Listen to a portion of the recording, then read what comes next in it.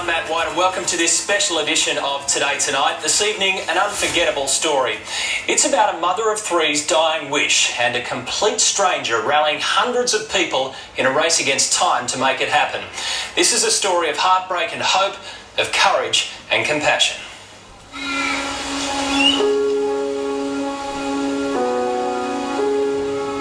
Not having Mum here is very hard because she was our rock, our support, our everything really. Not having a father in our life.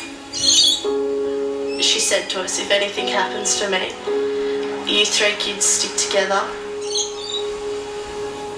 You think everything's fine in your life, then a bomb explodes in front of you and everything changes forever. It'll never be the same again. Angela Edwards needs a miracle. We won't give up, will we? No, never. No, we'll find something. Not just for herself, but for her three kids. Love you. I love you too. Just killing her slowly and slowly from the inside. You can't see it, you can't hear it, you can't feel it, it's just doing it. She used to always say, as long as you have your health, nothing else matters, and now that's sort of been taken away. Do you believe miracles happen? With someone like Mum, it's bound to happen to someone special like her. So it's just a waiting game really, and just, you know, hope for some luck to come our way.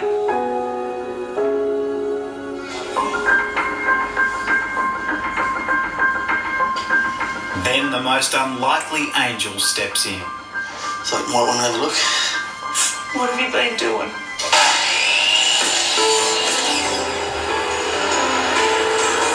A complete stranger offering the gift of hope.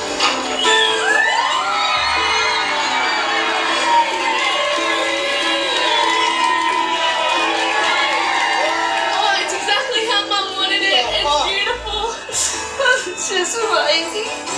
Dreams do happen. Thank you.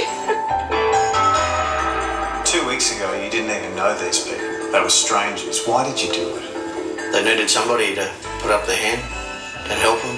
So a group of friends and I decided to do just that. It feels pretty good. Everybody feels pretty good. Real good. What you're about to see would have happened regardless. TV cameras rolling or not. Nothing has been orchestrated or set up. We were just lucky enough to witness something unforgettable.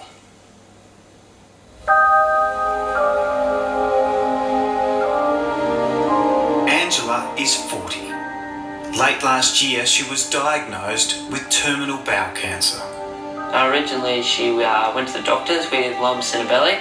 And they told her that it was just like a cyst in her belly and that, and no, don't worry about it, you know, we'll get some scans done, but there was no rush. Like, she eventually had the scans done and, you know, revealed it was cancer.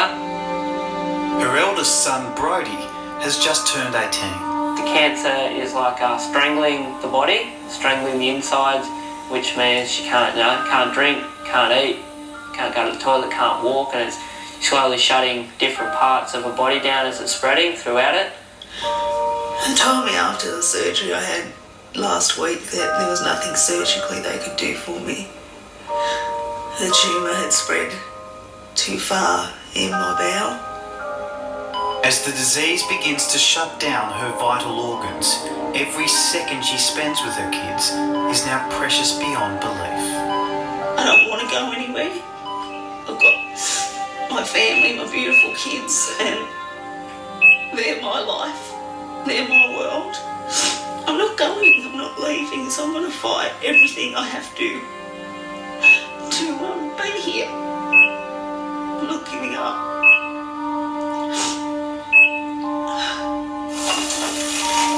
Since Angela was diagnosed 5 months ago, the kids have been left to take care of themselves. Alright, so who's washing, who's wiping tonight? Do you want to stack the dishwasher and I'll just wash up this stuff? Yeah, we still need someone to unstack it. Who wants to do that when it's done? I'll do it. I've got to step up now as the oldest and do Mum's job, and she always said, you know, I promise I won't let anyone hurt you. And I've now made that promise to them too. But you know, it's a bit harder because I don't have that older person then to lean on myself. But yeah, we'll just make sure we stick together and stay on top of everything. We'll try our best to. Even harder is the fact that kids have never had a father of their own. We've been separated from our dad for a long time. We haven't seen him for a long time. Don't have contact with him anymore. So Brodie has decided to take charge. I think it'd probably be more hard as well because we haven't really had a dad. Like, he's had no one to sort of learn off, so he's sort of just, I don't know, being a manly version of mum. Like, Younger sister Georgia is 16. Little brother Logan is just 14. We just take it, one day at a time. Just make sure, call up mum, make sure she's fine. at the moment, like, she's our main concern and worry, and we take care of the little things that's going on, and the big things will take care of themselves. Was there a time when you thought they wouldn't be able to handle it? Sometimes, yeah. You see they're frightened, but they're trying to stay strong for me. But they're very strong. Feel sick. While family and friends are never far away, should the worst happen, Brodie will become his brother and sister's keeper, their legal guardian. He wants to be the dad of the family. He wants to be the one that steps in and takes over now and says, nothing will happen to you. And to me, nothing will happen to you, Mum. He's our protector. But he can't protect them from what may come. What if, Mum does go, unless she does pass on? Like, how are we going to deal with life? Now we've got bills to pay and mortgage and, everyday expenses, lighting, power, electricity, so that's probably the scary bit.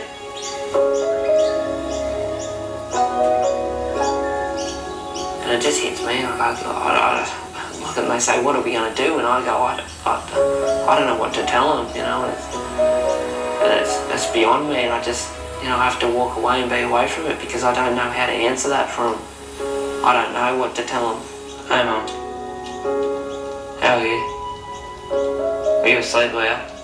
Some days are harder, than others, as, I don't know, just with little things that you just want to tell Mum, you just want to run home and tell her from school something that happened, it could be so stupid, but you just want, it's just something, everyone would have the same bond with their mother, there's just something that you have to, that you can tell her that you can't tell anyone else and stuff.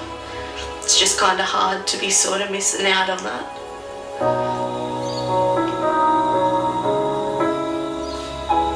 I can't afford on an apprentice wage to keep this house, and and I don't want to leave this house. I've had so many good memories here. It's our home, really. It's not a house, it's our home, and this is where we've grown up. They live 2 hours away from the hospital in a house that's seen better days. The renovations were her dream. She had them set out how she wanted them. She's always said, I'm coming home and I'm going to finish this house. She's going to finish it no matter what. Just nothing extraordinary, just comfortable and nice and what everyone should have. A year and a half later, it still sits, neglected, run down and dangerous. It's been hard to get done, especially get finished since I've become ill. They don't let the adversity get them down. They don't come across and say, oh, why has it happened to me? Hugh Jarvis is their next door neighbour. For months, he's watched their pain, but not once has he heard them whinge. I said, bugger this, I put a text message together, sent it out to everyone that I knew, and the response was absolutely overwhelming. That's At the other end of the phone was Mick Emerton. I said, what have we got to do? He said they've got an unfinished house to explain the situation, and I said, you hear me? I said, well, mate, I promise you one thing. I know a lot of good people, a lot of good people. Mick spread the word of Brodie's pledge and Angela's plight. There's just been so many sad things going on lately.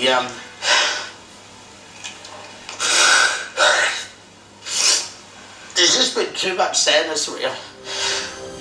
Needed something good.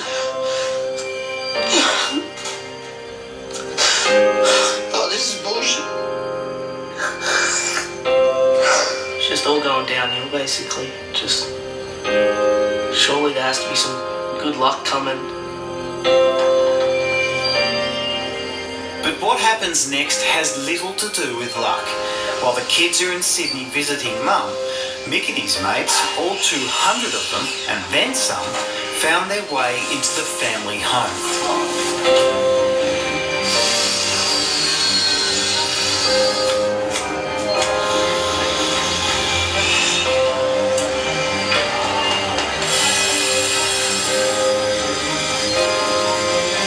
Stick it over there on the grass in front there. It started with just a few mates, and we planned on just chipping in a few bucks ourselves and getting it up the stage, and it just snowballed. It'll be more than 95% of the people that are here who have come yesterday. They don't even know the family. They don't know the children. They don't know the mother. They just know they've got to look after their own community, and everybody can do this. Brush! Somebody, give me a brush. We've got a hand here. What do I use, boys? Mick provides most of Newcastle with its poultry. To the locals, he's known as Chicken Mick. And today, he's ruling the roost. Can you do that bit of downpipe? It's annoying the crap out of me. Their mission is to renovate and refurbish the entire house, inside and out. Best grass in town. But there's a catch. One weekend is all they have. I caught him standing around. He's yours. Give him something to do.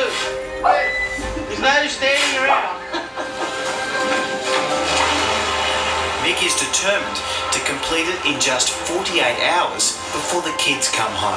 We've all got kids, and you'd hate to think yourself in that same spot, you know. You'd like to help, think that other people would help you out as well. So it's just giving back, I guess. The heart got involved and took over. Everyone's got a heart somewhere. It's just engulfed everybody.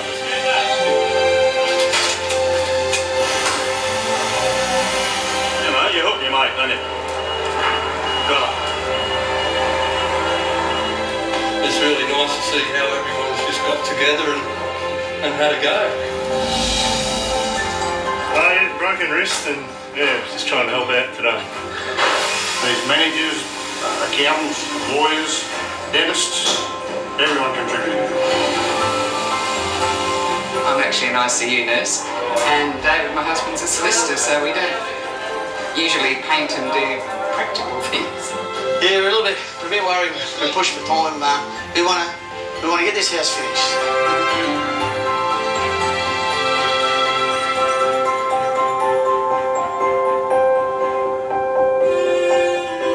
Back at St George Hospital in Sydney, Angela and the kids have no idea what's happening back at home.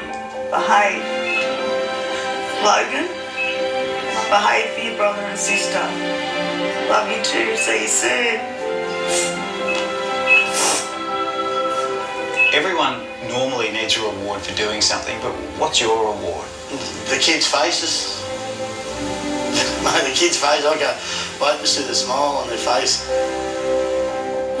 It's 4:30 p.m, almost 48 hours since the renovations began.